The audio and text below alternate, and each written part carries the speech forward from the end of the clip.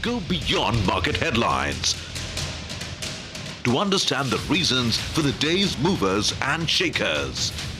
And get your portfolio ready for tomorrow. Beaming live from the CNBC-TV18 Motilal Oswal studio.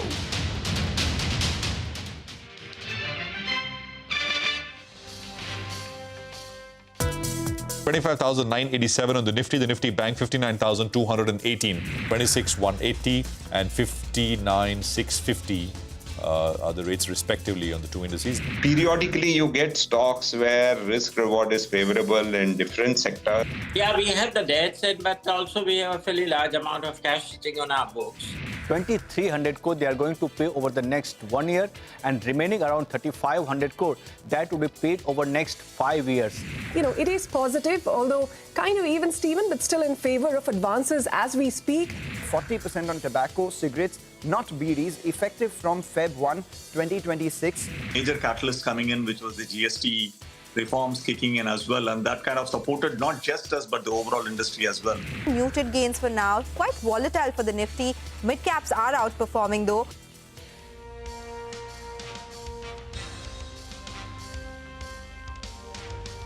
Okay, well, that is the day so far. Markets unable to hold on to gains. I think perhaps that is the common thread across stock sectors, everything. Even a Vodafone Idea, which surged about 10%, is off. And of course, the big accident of the day is what's happening with cigarette stocks. This is Closing Bell. We're coming to you from the CNBC-TV18 Motilal Oswal studios. I'm Prashant and Mangalam with me. Mangalam, hi. Hi, we opened the batting today, and it's the last few overs of the game so far today, and then we have tomorrow as well. But, you know, the point you made is fairly valid. We are seeing supply, but over the last few trading sessions, every time, the market tries to move higher, the reasons for supplies keep changing. So yesterday it was, something else. The previous day it was expiry. The previous day it was something else. And now today it is ITC out of the blue that has come by. So the range that we're on in the Nifty between 26,000, 25,950 to be precise, and on the way up 26,250 thereabouts is continuing to hold on. But before everything else, once again, I think we should wish all our viewers a very, very happy New Year. And we'll tell them what's lined up on the show. Yeah, for especially those who are waking up now. Yeah, a lot of them. I'm sure there are a lot of them. After a nice big party. I mean, wishing all of you a very, very happy and a wonderful 2026 from all of us here at CNBC. Well, let me just quickly run you through what's coming up here over the next 60 minutes or so. So I think it's, in terms of stories, it's pretty clear. It is what's happening with tobacco, right? Markets, of course, are up on your screen. But the FMCG index 3%, all thanks to, of course, that big cut which we're seeing on ITC. Godfrey Phillips is down very, very sharply as well at this point in time. Pharma is the other one which is under a bit of pressure at this stage. So we'll get you a perspective, analysis, everything coming up on that. Automakers, of course, December monthly sales numbers, and we'll tell you who's reported what and what it means for stocks in a bit.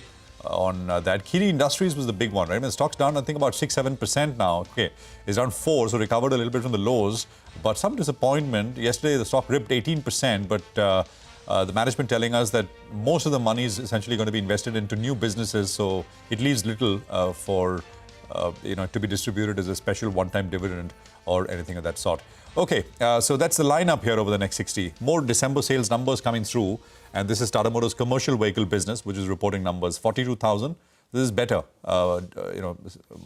much better than what the poll was. The CNBC-TV18 poll showed as far as the number is concerned. This is December monthly sales. Mitesh Thakkar is with us with what he'd want you to do as far as trades are concerned. Mitesh, good afternoon. Good to have you here. So 26,150 or so in the index. Any trades? I think on the index, we kind of hit the upper end of the range. We got a high of 26,200. And today it's only about an 80-point kind of range. Nothing much on the index. Honestly, I believe that, this contracting movement might extend for the next few days as well, because we still don't have any signs of volatility picking up. But I think the only thing is that in case this time the fall from 26,200 is not very aggressive, then I think the chances of an upside breakout eventually gets stronger. For this timing, I have a buy on LNT with a stop at about 4,099, just below 4,100, and a target of 4,210.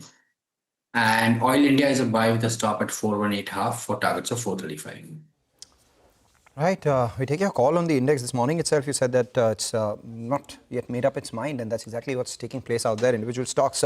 As we speak, a couple of these broader market names are doing a lot better in today's trading session than what one would expect or what the screen is showing. Atul Auto, for instance, up 11.5%. A lot of volumes backing that stock as well. We usually speak about this just once a month, which is when the auto sales come by, and this time around as well. A 15% jump in their sales. The big play for them is the three-wheeler EV that they've made, and whether they've made inroads into various markets with that or not. Seems like a 15% jump is what the street likes on this stock, up 11.5%. Suntec Realty is another one which is after a very long time is moving higher. So all of last year was down 15-16%. Start of the new year, it's up 7.5% straight off the bat. But the big story of the day has been tobacco stocks. Godfrey Phillips, ITC, both of them tank on the news of additional excise duty on tobacco products from Feb 1st. So let's simplify this. Earlier on September, when the GST 2.0 was announced, it was 28%. Until then, the taxation on tobacco or cigarettes was 28%. Plus, additionally, there was that compensation cess that came by. There was that NCCD, and at the same time, we had the basic excise duty. The street believed that this 28%, as notified by the government, would go up to 40%. And when that would happen, this 28% plus all the other taxes would be subsumed for it to be totally tax neutral. Today, the composition of taxes versus the MRP of a cigarette is around 50 to 53%. This is what was there earlier. However, now the changes suggest that there will now be a 40% GST and the other cesses won't go. In fact, after a 40% GST, there would be new excise duty of 2,100 to 8,500 rupees per 1,000 sticks, which is basically 2 rupees to about 8.5 rupees per stick. And then there will be the NCCD as well, or the National Calamity Contingent Duty that would come by. So all of this implies that the tax imposition, which was earlier between 50 to 55% of an MRP, would now become 65 to 80% of an MRP, or a maximum retail price, on a cigarette, which implies that the tax itself would increase by around 20 to 40%. For the companies to actually mitigate this, they would have to take a price hike of between 18 to 35%. And this is something that has earlier never happened. Periodically budgets would come by, there would be an increase. It would at best be around 10%, maybe in the worst case scenario, 15 to 20%. But 18 to 35% is a very wide range and a big one. If the companies do not take this price hike, then the impact on their EBITDA would be a lot more, up to over 40%. And analysts are still doing their multiple calculations. The worst case scenario would be over 40%, and at the same time, 18 to 35% sort of price hike. If the companies don't take this price hike, there would be an EBIT impact. If they do take this price hike, there will obviously be a volume impact as well. And from what we've looked at in terms of specific increases, the premium players get to see the bigger impact of this. So which is why we're seeing ITC down about 9%, because a large part of their revenue and EBIT does come from the premium cigarettes. And for Godfrey Phillips, the largest part actually comes in from Marlboro, which is the premium end of things. So that stock is down around 17%. VST Industries, on the other hand, which is largely a maximum 10-12 rupees per stick sort of player, is not seeing that kind of an impact, because there the tax incidence is not as high. So the stock cut is limited to about 1.5%. But this is unprecedented, and the street wants a little more clarity on what the eventual final tax imposition would be. But right now they're pricing in the worst case scenario, and we've seen a cut on ITC, which is as big as what we last saw in the middle of the COVID sell-off, No, absolutely. And I think very, very large. And out of the blue, right, Mangalam? It was totally out of the blue. In fact, the notification came at a time when most people would have been busy partying and smoking one of these products to ring in the new year. And this morning, a lot of people would have their resolutions to kick that cigarette butt out, and the government has helped them do that. Slip this in when no one is watching, but I think people are watching now in that sense. But this is bolt out of the blue, and it's a massive knock coming through on a large name like ITC at this point. Devin is with us. Devin, good afternoon. Good to have you with us here.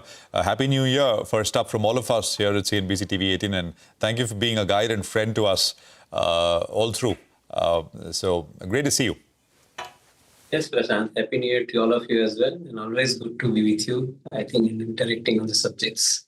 Absolutely. This is, of course, what Mangalam was telling us, right? This tobacco thing is is hit hard. Stocks very, very hard. I mean, and these are very large material changes in terms of price increases required. So, I mean, the question is, will price increases damage volumes?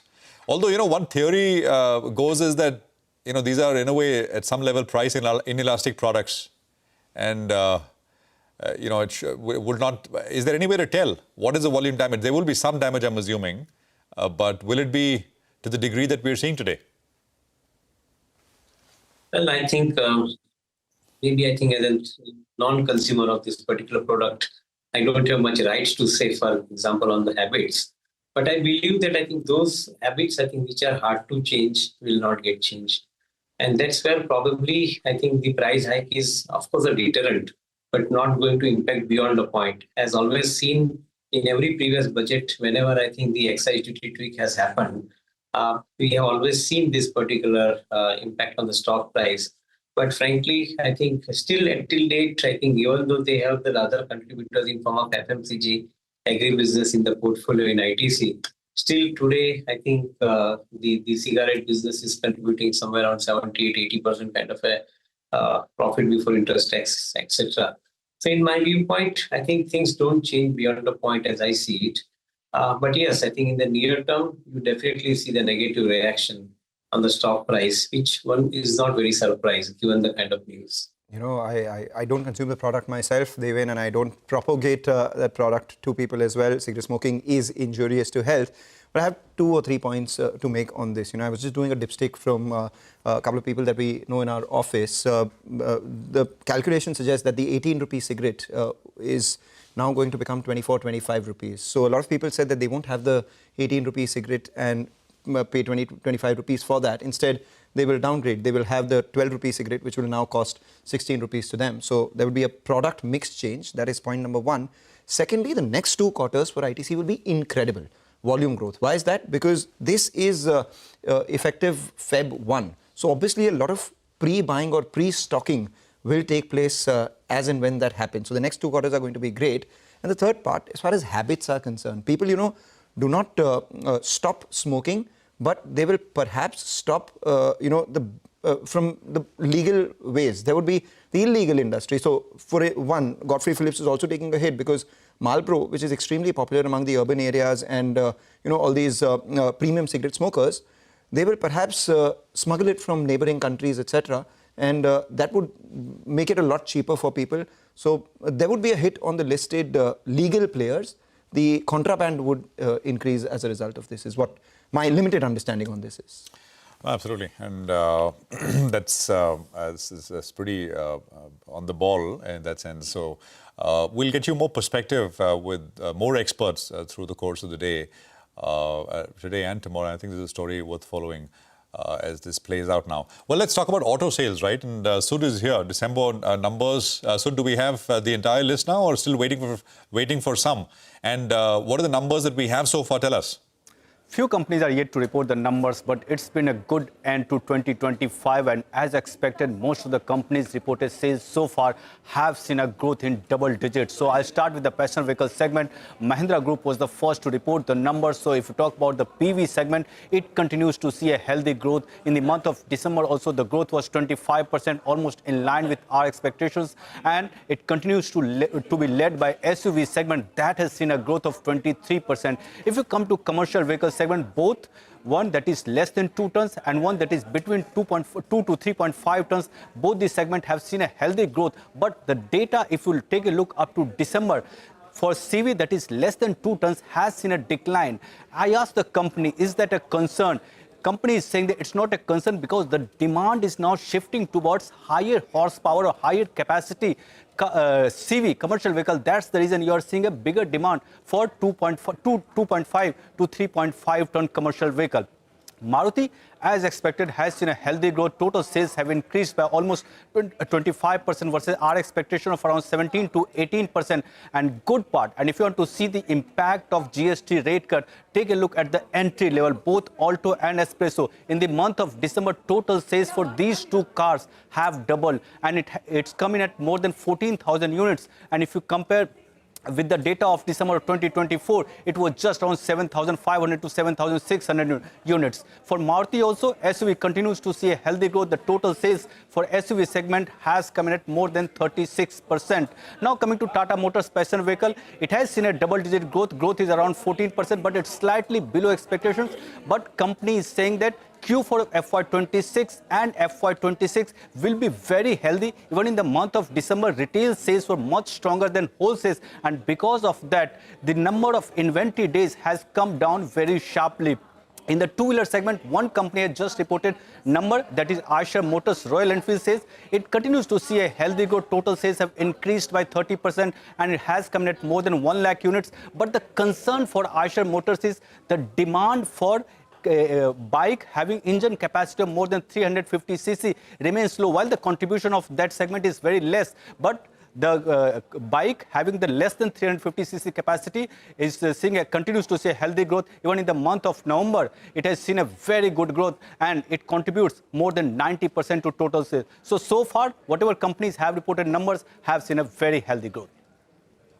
All right, very healthy growth. Let's hear out what the management of M&M had to tell us on the GST rate cut impact on sales, as Sudarshan is alluding to this healthy growth that came by.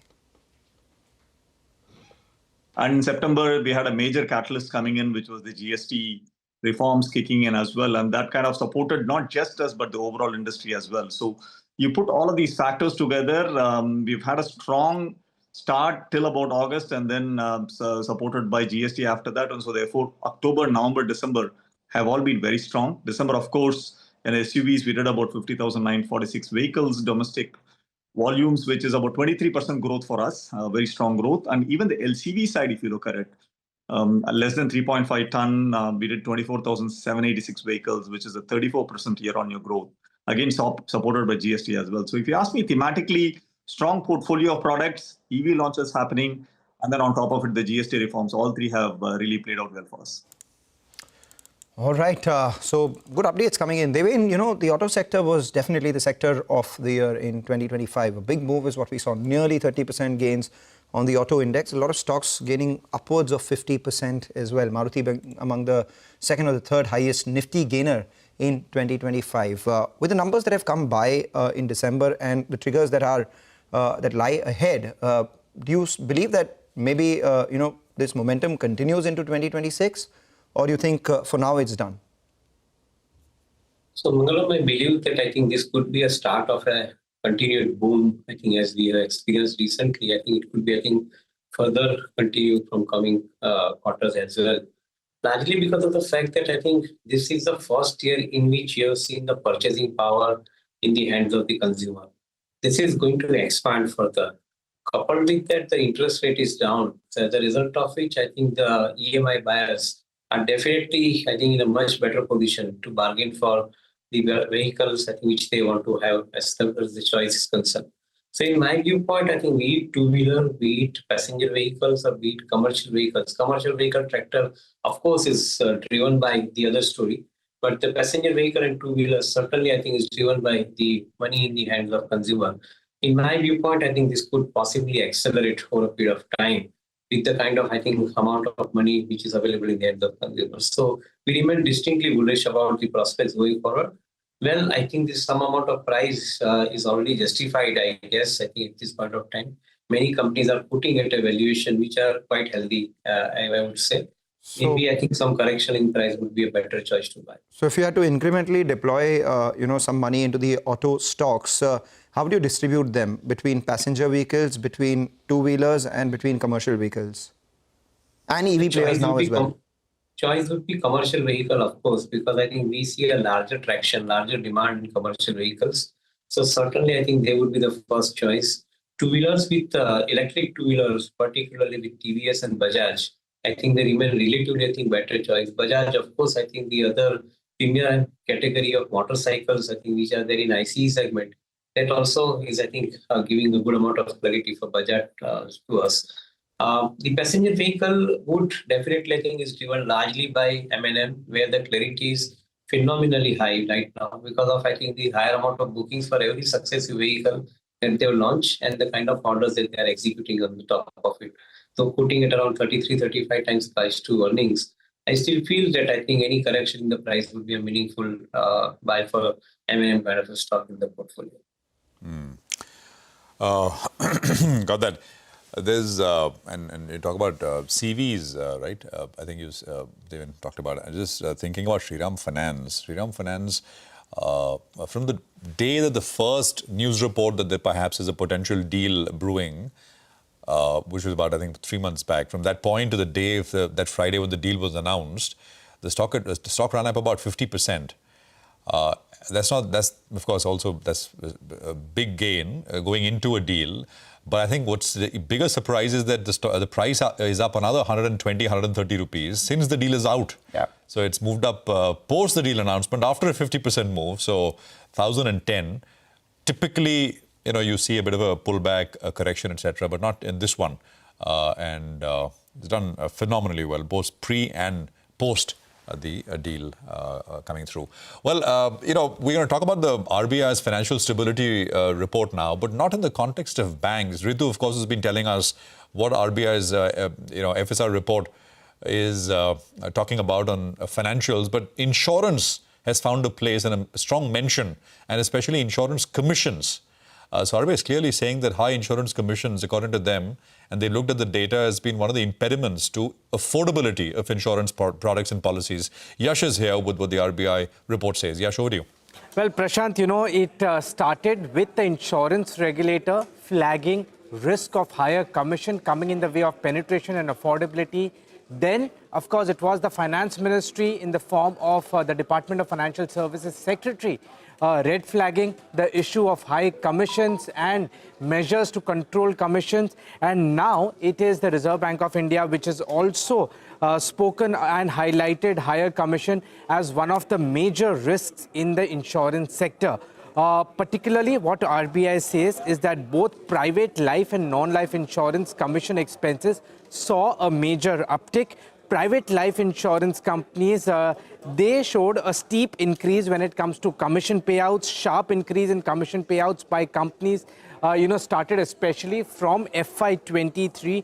And this is important, right? This is where RBI gives its opinion, saying that higher commission is impacting penetration of insurance with high distribution costs being embedded in pricing. Affordability is getting reduced when it comes to, the insurance products. This becomes very important because, of the bigger goal which IRDAI has, that is insurance for all by 2047. And RBI Finance Ministry coming here and saying that high distribution cost or high commission getting embedded in the price of insurance, that is premium, is coming in the way of exactly that goal, that is insurance penetration and affordability. All right, interesting one. We had a conversation with, some of the former IRDA, professionals as well, and they did say that there have to be a way to cut those commissions or define them in a way that, there is no bypassing those rules that take place. So it's now the third, after what Yash found out from the IRDAI, then the DFS secretary saying something, and now the RBI itself wanting to speak about that. So Mangalam, yesterday we put out some data. I don't know if Yash is there. Okay, I think he's stepped off. But basically yesterday we put out data, basically just simple data looking at FY25 over 24, growth in distribution costs and commissions. Right. And corresponding to that for the same period, across general life, etc., number of policies sold and premium collected. Got it. There is no connection. I mean, one is... Wow. So commission is up by 24%, number of policies. Wonderful graphic plate pulled up by our director, Shreya. Thank you so much for this. 24% jump in commission, 16% jump in number of policies, 16% jump in premium. So obviously, commissions have grown a lot higher than the return in terms of, increasing the insurance penetration. So there has been more than a required jump, and this is what all the regulators are looking at. Life insurers up around 18%, general insurers up around 20%, all in all up around 24% plus as well. This is Yash's data pulled up right in time by our director. And as a result of which, we are seeing some decline in a lot of stocks, especially the ones that have made their business around this itself. PB Fintech for one, currently lower by about 0.6%.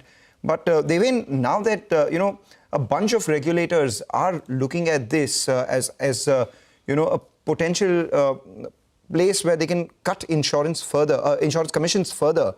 Do you think players like PB Fintech and their business model seems to be at a bit of a risk from here on? Well, I think we have to look at it from two sides. On one side, of course, the banks, I think, who are driving higher amount of commission income out of the selling of insurance product, I think they may have a little bit of squeeze in the margin.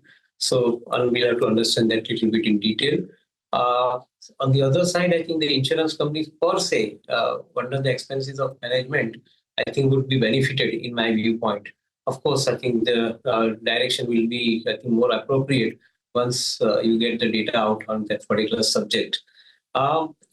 Digital reach to the customer is the way to go, as I see it.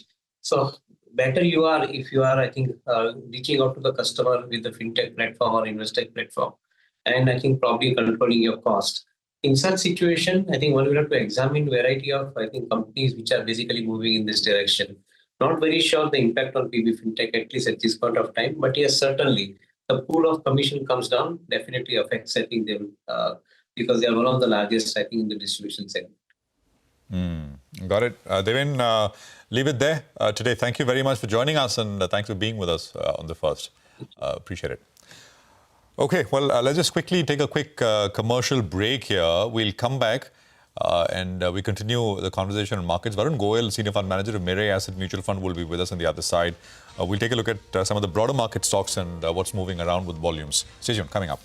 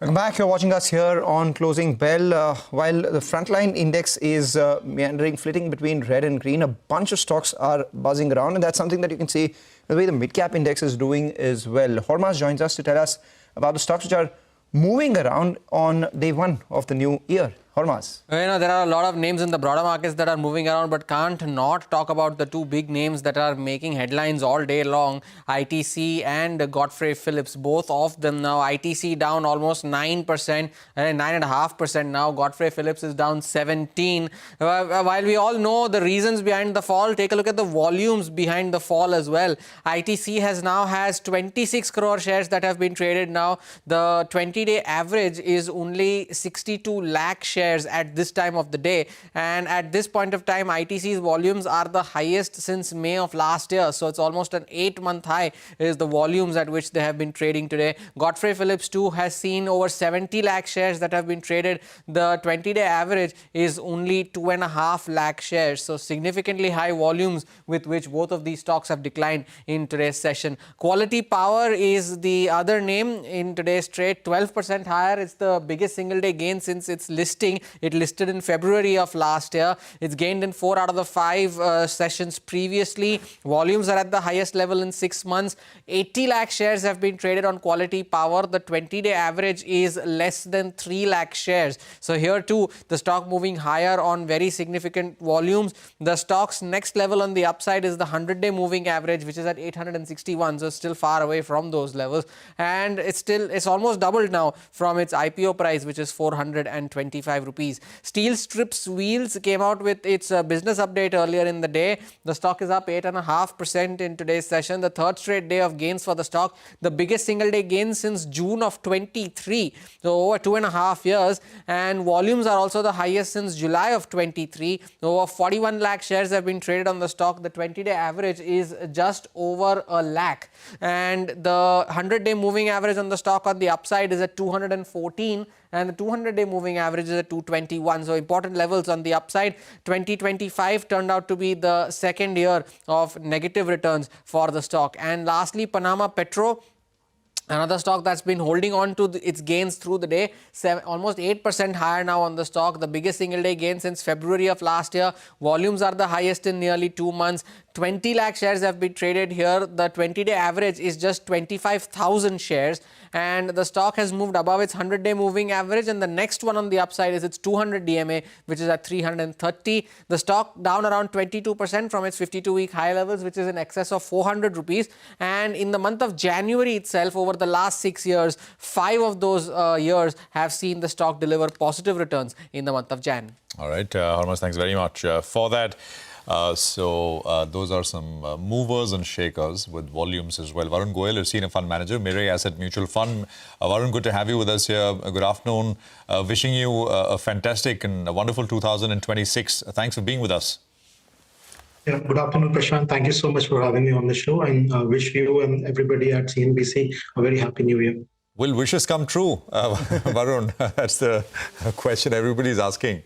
I just walked out to get some sun in the afternoon, and I met someone who was walking out with an interview with one of our other sister organizations, and he said, well, are people cautiously optimistic or cautiously cautious? So that is how he characterized it. So how would you put it, Varun? What's the mood like, and will the mood, I think we know how the mood is, but will the mood change for the better?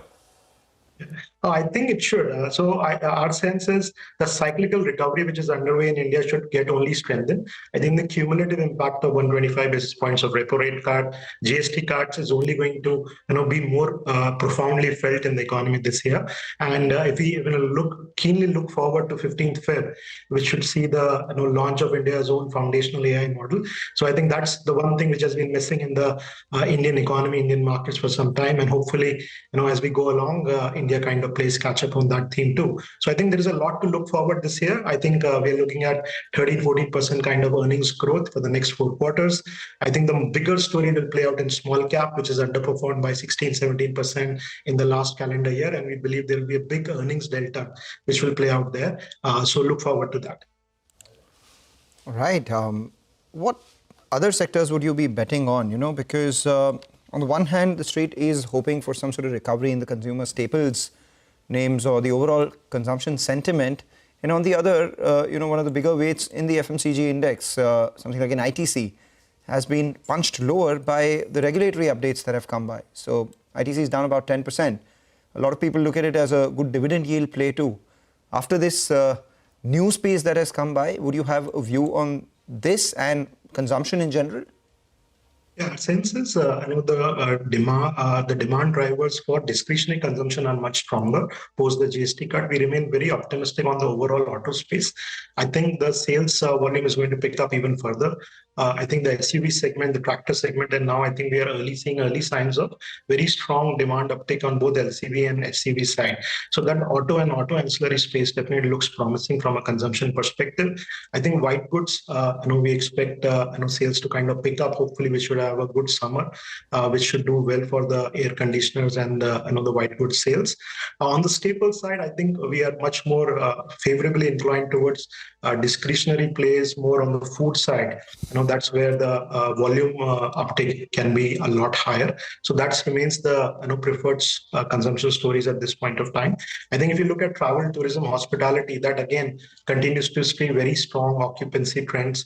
The hotels, airline space continues to see very strong demand. And I think that will also be a good play to play the consumption story. Got that. By the way, 20 points, so not really running away or anything at all. We've been, Varun, talking about insurance as a space and, insurance commissions over the last many days. my colleague in Delhi, Sapna, spoke with the Department of Financial Services Secretary, who on the record essentially said that IRDAI is coming out with draft regulations on insurance commissions.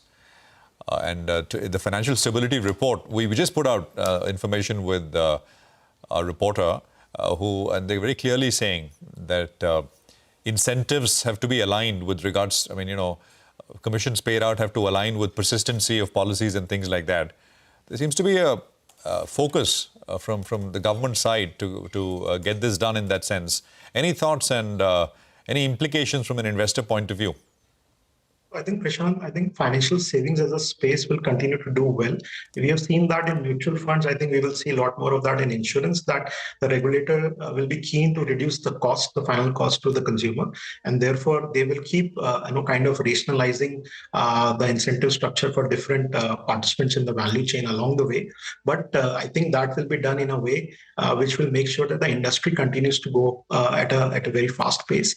We have seen that on mutual funds. I think insurance also will see its own share of some of those realignments. But I think the overall 5 to 10 year kind of a trajectory for the financial savings as a space continues to be pretty robust, and we remain structurally overweight on asset managers, insurance companies, wealth management companies. I think this as a segment should continue to do well.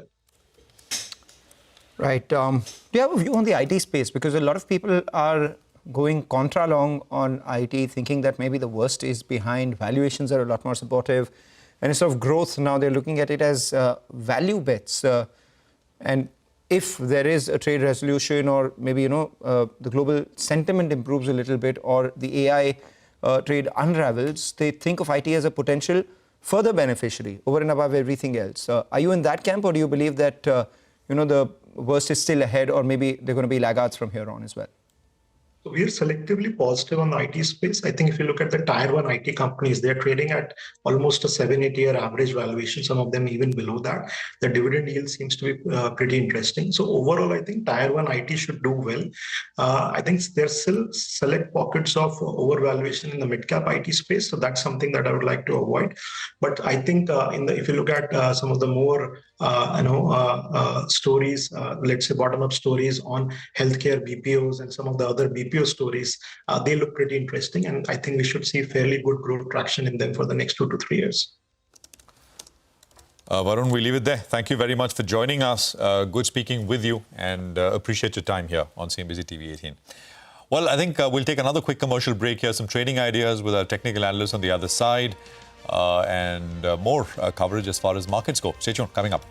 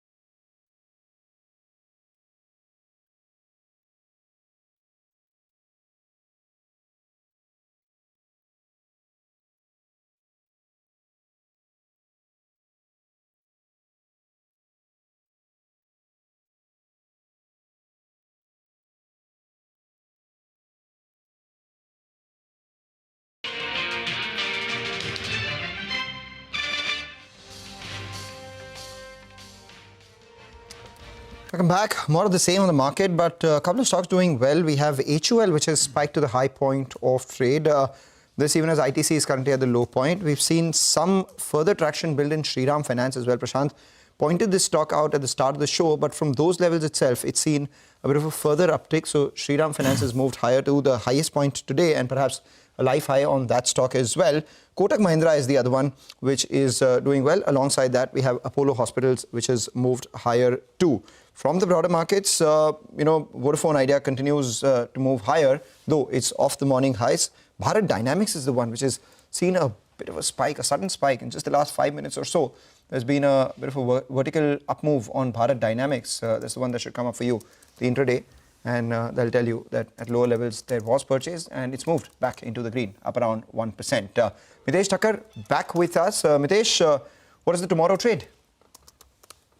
We had earlier advised Petronet, I think, and I'll repeat that again. I think today, another BTS today for Petronet. A very good charts developing over here. Slowly, the stock is getting stronger. So BTST with a stop at about 285 or just below 286, 280, 580 or something like that. And look for a target of around 294 to about 295. And the other one which I like, that's PNB Housing. That's the BTST with a stop at 979.5 for targets of 1,000 plus. Got that. Thanks very much for that, Mitesh. So those are some trading ideas. I think Amrish Baliga is with us on the program now. Amrish, great to see you on the 1st of 2026. Happy New Year. Thanks, Prashant, and wishing all of you at CNBC-TV18 a very happy New Year and a healthy New Year too, and also to all your viewers. Well, absolutely, and the same to you, Amrish. Let's straight away kick in with your first pick for 2026. If I can put it that way. Atul Limited, Amrish, right? Yeah. In fact, Atul is an integrated and diversified chemical company manufacturing around 900 products across chemistries. And customer segments are across crop protection, pharma, polymers, aromatic dyes, and textile chemicals. No new players, in fact, are entering these major segments globally. So competition too is reducing sequentially. Strong growth has been witnessed in the last 15 years. Revenue CAGR has been 10%. EBITDA and PAT have grown 10x, and margins have doubled to about 17%. In the last 3 to 4 years, they've executed a lot of capex. So the benefits of that capex will now start flowing in. Management also has indicated a top line of about 8,000 crores by FY28, which is against about 5,600 crores in FY25. So Q2 earnings were in line, expecting Q3 earnings to be better than what we saw in Q2. And the stock also has consolidated decently well in the last couple of months. So I think it's just right for a takeoff from here. Expecting the FY27 EPS to about 260. So my target price is 7,800. 7,800? 7,800, yes. 7,800. Okay, got that. There's this stock called Entero Health, which is listed in early 2024. And I think I'm just only mentioning this because I think let's just pull the price up 9.5% on it, and we of course saw it actually flat start and moved up starting about 12:30 or so. So we had S. Narain from ICICI Prudential AMC in the morning with us. And, ICICI Pru bought a large quantity in a bulk deal recently. just a couple of days back. Price was around less than 1,000 rupees or so. And I asked Narain if, Entero and what they've done in terms of picking out, and stock's done poorly from the highs, etc., from its listing actually. If this is the kind of style they would adopt, which is businesses you understand, well covered, and where there's been significant price damage, and be opportunistic. And he said, well, that's perfectly the kind of activity they'd like to do. I'm not sure who's the buyer today, but you got a very, very large move developing on Entero Healthcare once again. Amrish, I don't know if you have any views on this one. And as I said, 2 years old now in the markets. Yeah, in fact, I've not tracked this stock, so it's a bit difficult for me to really comment on that. Okay, got it. Let's come back with more questions for you, Amrish. F&O and how's that market sort of moving? Mangalam is walked across to the F&O desk. Mangalam, take it away. Well, there are a couple of things that are moving the market right now. The Nifty and the Nifty Bank are not moving too much. They're just tilting between red and green. The good part is that they haven't broken below important supports and they haven't broken above important resistances as well. I guess they're waiting for the markets and volumes to return on full steam before there is a decisive move on either side. The broader markets, that's where interesting action, because the mid-cap index is outperforming the frontline index by gaining about 0.5%, but not so much beneath the surface. The small-cap index is absolutely flat, mildly in the red, if you may. And the advanced decline as well has been fairly indecisive. Yes, the green line is above the red one, but they've been coming fairly close to each other at points, even intersecting. And now as we speak, we have about 1,500-1,600 stocks in the green for about 1,300-1,400 stocks, which are in the red right now. The Nifty has been pulled lower by ITC. If you look at the contribution chart, had it not been for ITC, you would have seen a near triple-digit move on the frontline index. The ITC taking single-handedly the Nifty down by about 95 points. And that's where it gets interesting, because at lower levels, there is support. At higher levels, there is congestion. 26,200 call writers, still fairly active, premium of 60 rupees, telling you upwards of 26,250, there would be supply. But at lower levels, the put writing has increased. From 26,000, it's gone all the way up to 26,100. And now, as we speak, it's 26,150, premium of 72 rupees, telling you that, the support for the market has moved higher from sub 26,000 levels to sub 26,100 levels. Closer to 26,050, 26,060 is where the support is visible. On ITC, interestingly, this morning we had the 370 put, which had the maximum open interest. Now, those put writers have felt jittery. The stocks fell further lower at the lowest point of the day today. And now it's the 360 put, which is still active. So it's telling you that after this big gash of nearly 10% on the stock, we've, come closer to important support levels for ITC. It's below the 200-day moving average, but very close to supports, going by the options data of around 355 to 360. So that's a level that I will monitor very closely on ITC. And given ITC's decline, we've seen some punt shorting on a couple of other sin names as well. So United Spirits were one, down about 3%. But on the other hand, we've seen a lot of long positions added on Indus Towers. Maybe the recovery in Vodafone is what the street is betting on through a punt on Indus Towers on the long side. Thanks very much for that. So that's overall market positioning and, of course, what's happening with individual names as well. Well, I think the other name, which Amrish, I want to come to you with, of course, is Kiri Industries. But before that, we got clarity from the management on how much net of tax, expenses, etc., the company is getting after their stake sale in Dystar and what they plan to do with it.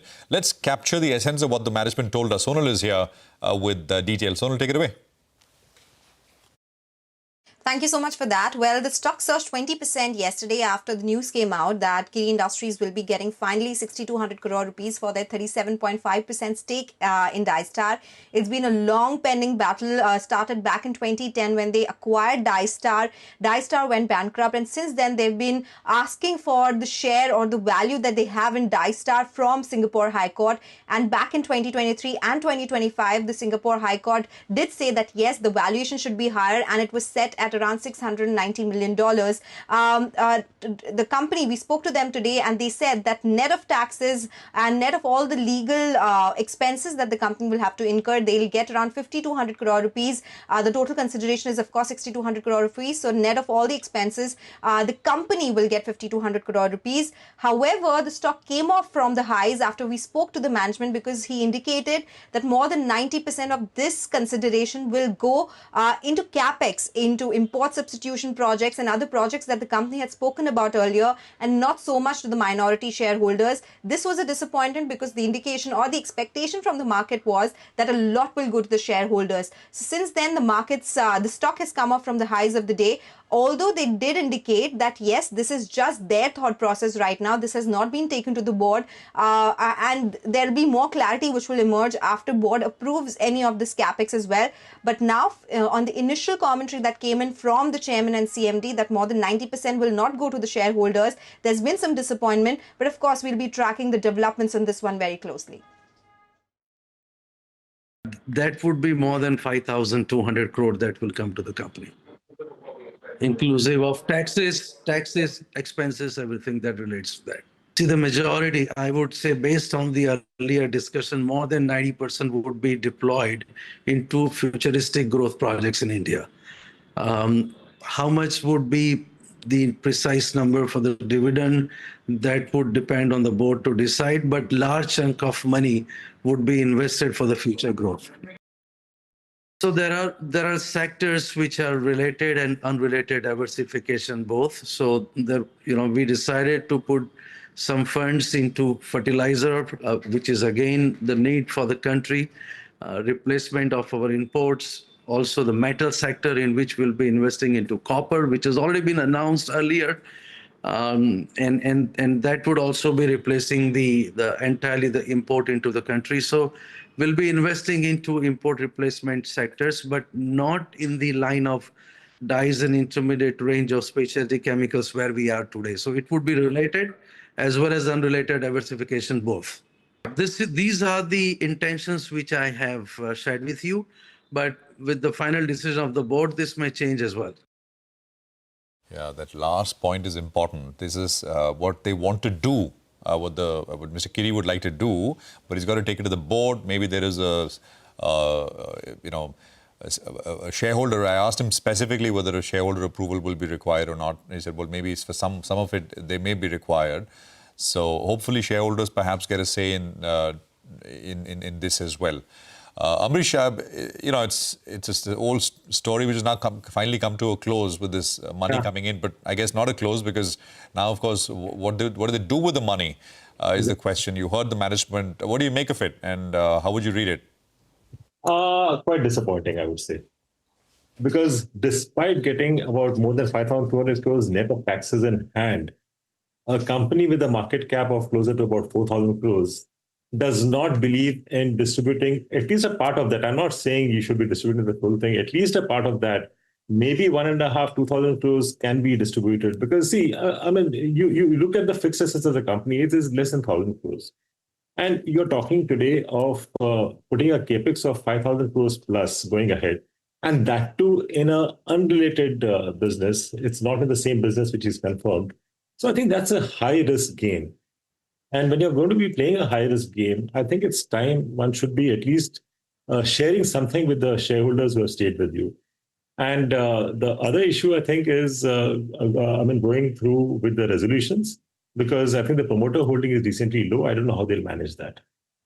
We take that point, but they say that they've had a word with a lot of those shareholders themselves, and he was saying that it was the shareholders which suggested that you deploy this capital into more futuristic businesses for which the company has an internal payback period of around 3 to 4 years as well. We'll monitor this situation as it develops, and perhaps post board meeting, what the board says would be extremely crucial to track whether the amount that they will distribute increases from this sub 10% mark or not as well. But the stock currently down about 6%, but from the highs down about 10% after the management commentary on CNBC-TV18. But let's slip into a short break, and as we do that, let's hear out what S. Narain of ICICI Pru AMC told us on his outlook for the market in 2026. Yeah, actually, this is a mature bull market. This is not an initial part of the bull market. You've seen all sectors do well. You've seen all the stocks do well. And US has also got a mature bull market. So, therefore, we are in that stage, where we have to do stock picking. There's nothing at this point of time which looks dirt cheap at this point of time that you can make big money at this point of time. We are no longer saying that small cap is a no-no or something like that. We have to look at all capitalizations, micro cap, mid cap, small cap, everything, and look for ideas where stocks have corrected meaningfully. And you feel that we can make money. We have to do work on those companies also. It's not that you can buy anything and everything just because it has fallen. We have to do the work also. And that's what my colleagues are engaged in across sectors. I think we are giving good valuations to public market in the market. There are very few markets in the world where the IPO market is as active as India. And there is a responsibility on all of us to actually carefully invest in IPO stocks, frankly, and we make that mistake. If we make mistakes, we'll come to know later. But I would say that equity supply will continue. I don't see an end. Yes, January seems light comparatively. But if I take a year, I think there will be many IPOs which will come, and that will continue and keep a lid on the market. How much we know about US AI, whether it is a bubble, whether it is extremely overvalued. We keep talking it is extremely overvalued, but if someone goes and questions us beyond a point, we'll tell them that we don't know as much as you. That is the reality. And but to us, it looks like purely from a framework of extreme performance, we think that US AI stocks look overvalued, but that is what we have. And but that is an area where we are a bit worried. But what happens there, we'll have to see. But in our framework, certainly we are worried about that. And we are worried about ripple impact on India also.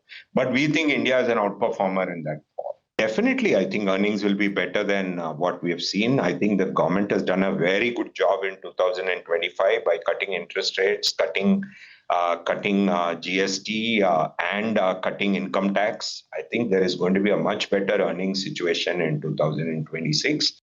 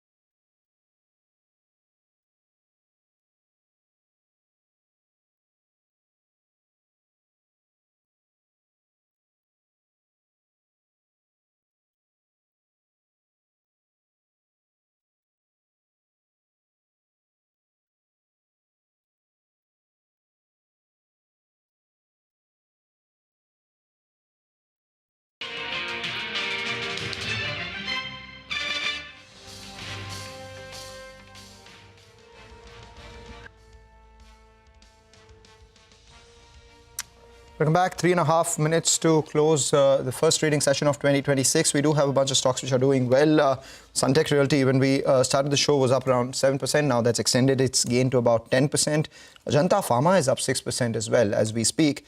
And decent traction on Atul Auto post their numbers. Amrish Palika still with us. Amrish, you spoke to us about Atul Limited as your pick, but do you have a view on Atul Auto, which again is gaining after its first, the monthly numbers? Atul Auto, I don't track it very closely, so it's a bit difficult for me to really comment on that.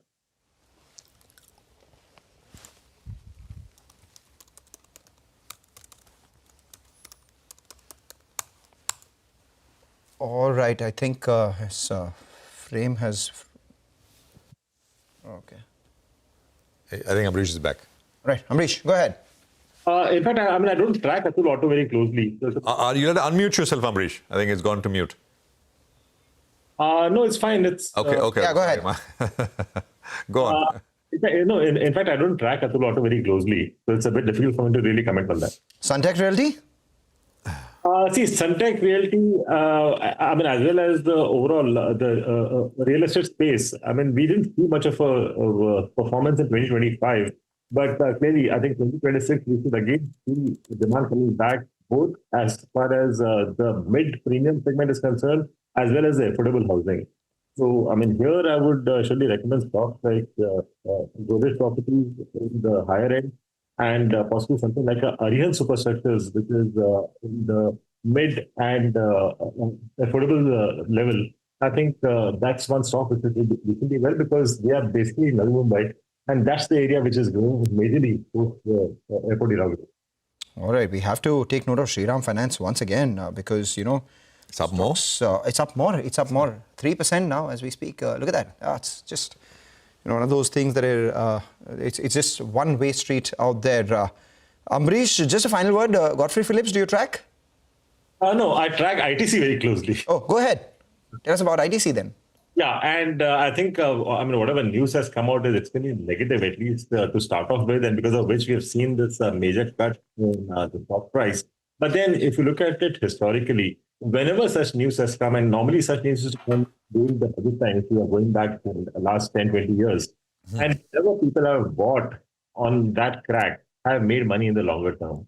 So I would say utilize this opportunity, because cigarette smokers, irrespective, will continue smoking, whatever the price is. So I suppose this is a decent opportunity to buy at lower levels. All right. Take that point, Amrish. Thank you so much for joining in. They don't call it habit forming for nothing.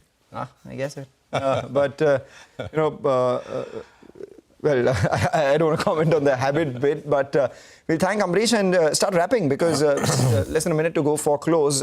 Absolutely flat close. The first day of 2025. The Nifty just about 6 points to show in terms of gains. The overall range of the market was about 100 points as well on either side, the high minus low. The Nifty Bank as well. The sensex